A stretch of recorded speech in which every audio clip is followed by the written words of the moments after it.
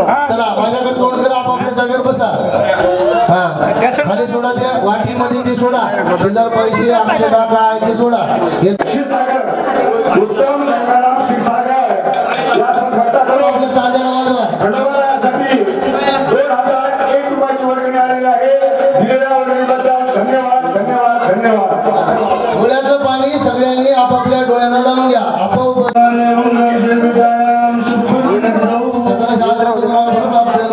मोठं प्राप्तिष्ठा भूतम आचार्य कार्यकृती वर्णन तथाच्या पंचगंगे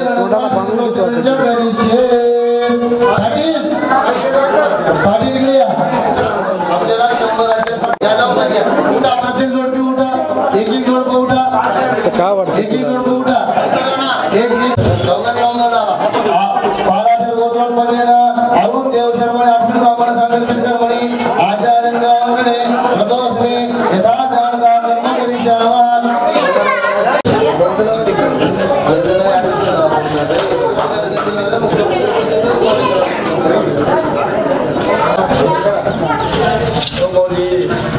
अरुण मामा तिकडे अरुण मामा गावातील महिला मंडळाला आवडते मुलांना विनंती या ठिकाणी लागली महिला मंडळांनी तसे मुलांनी व भोई समाजातील संयोजकाला विनंती आहे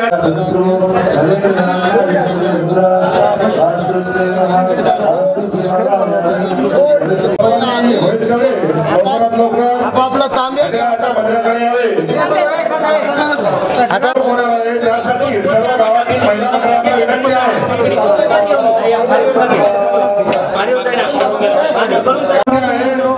सर्वांनी आपापल्या घरचे गरज घेऊन ह्या गरजमध्ये सहभाग व्हावं सहकार्य करावं अशी विनंती आहे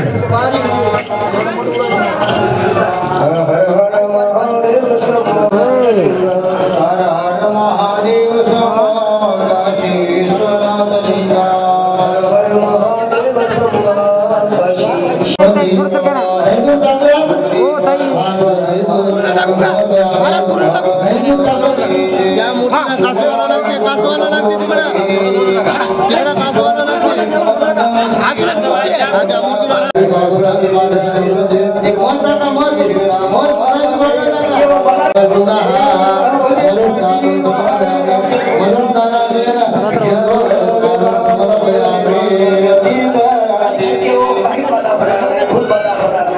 अत्तराचं पाणी तयार करा प्रत्येकाच्या तांब्यामध्ये थोडं थोडं अत्तर टाका अत्तर खाली बघा खाली बाकीचं राहू द्या बाकीचं राहू द्या पाणी टाका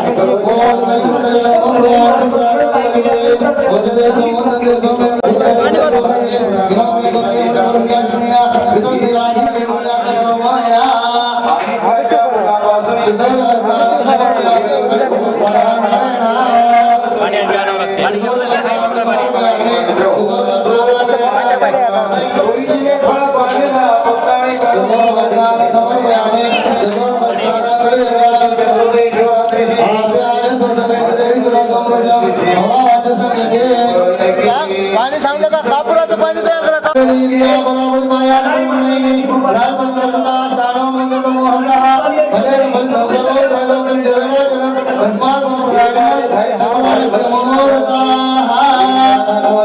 हातामध्ये साखर घ्या सगळ्यांनी साखर घ्या साखर घ्या साखर जास्त घ्या साखर जास्त देवी को प्रतिदिना देवी को प्रतिदिना मोठो अलिद्राज गाणं समर्पयामि अलिद्राज नारायण सरस्वती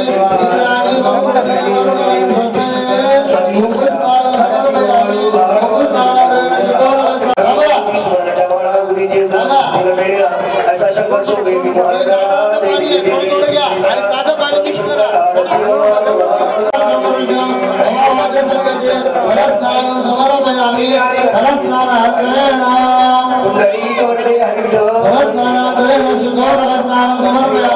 चांगला पाणी टाका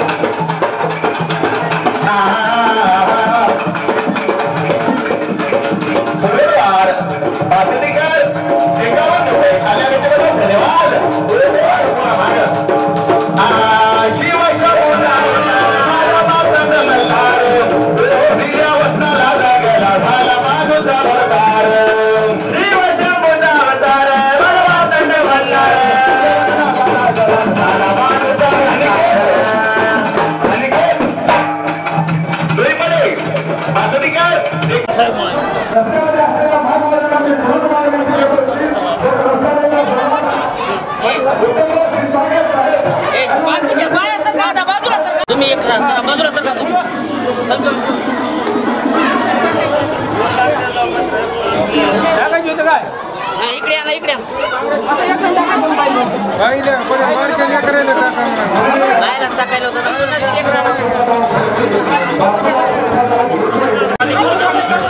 हे झालं की नाही पाया पडाय ना काय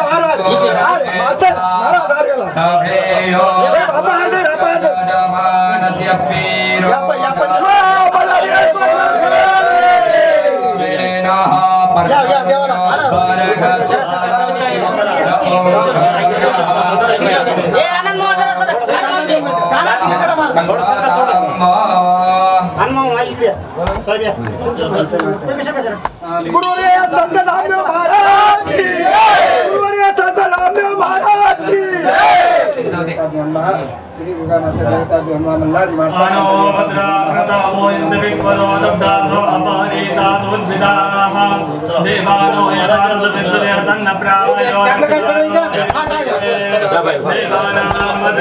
चेहरा तर दिसत सरस्वती ओके माऊली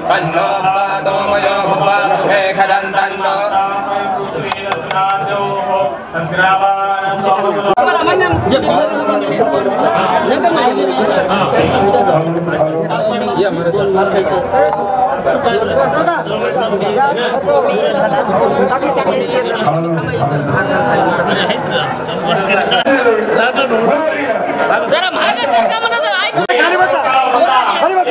शेतकरी वर्गाच्या कामाकडे करण्याचा खरा मुलाचा नवीन वर्ष हे गुढीपाडवा त्या निमित्ताने वाल्मिकीमध्ये इथं आज जे खंडोबाच्या मोठी स्थापनेचे इथे जमलेले व सर्व भक्तगण परिसरातले खंडोबारायांच्या व सर्वांचे शिष्यगण भक्तगण व तसे इथं आमचे ॲडव्होकेट वकील साहेब जिल्हा परिषद माजी वकील साहेब तसंच त्यांची धर्मपत्नी तसेच इथं सर्व जमलेले आमचे भक्तगण व पंचपरिषदेतून आलेले खंडोबारायांचे सर्व भक्त व शिष्य आणि महाराजांचे जे वाटकोटचे जे गोरे याचे शिष्यगण आज खरं म्हणलं तर एवढ्या धावपळीमध्ये आज तुम्ही हे जे कार्यक्रम केलेला होता आम्हाला आज या तारीख निवडणं घेतलं आम्ही थोडं इतर केलं की फार्माजीवर त्याच्या घरी कार्यक्रम आज आमच्या संस्थांमध्ये गुरु उभा करायचं संस्थांमध्ये लोक बाहेर दर्शनाला येतात पण आज बाजूमध्ये खडोबारायांमध्ये हे आराध्य दैवत आहे सगळ्यांना दैवत असल्यामुळं चला योग आपल्या तुमचं होत असेल आपल्याला तर थोडं परिस्थिती यायला कठीण घ्यावं लागेल पण आज आम्हाला थोडं आणि बरीच जलगीमध्ये माझ्याकडे गावामध्ये एक हातीची होती त्याच्यामुळे आम्ही लेट आल्या घरापर्यंत आम्ही ना एक तास मागवले यायला पाहिजे आज सोनेचा दिन आणि त्यातल्या म्हणजे आज बाजूमध्ये एवढे योग आहे दर संस्था प्राचीन काळातलं खडोबाराकडे जत्रा भरते या सुप्रसंगी आज या निमित्त आम्हाला योग आला हे आमचं भाग्य गुढीपाडव्याच्या नंतर सुरुवातीला खडोबाराच्या या प्रश्नाला येणं म्हणजे हेही योग तसेच इथं जमलेल्या सर्व भावी भक्तांना मला एकच सूचना देव कोणताही असो कुठल्याही संप्रदाय असो सगळ्यांना समज की जेणेकरून परमेश्वर म्हणजे एकच आहे पांडुरंग असेल दत्ता असेल महादेव असेल दत्तात्रय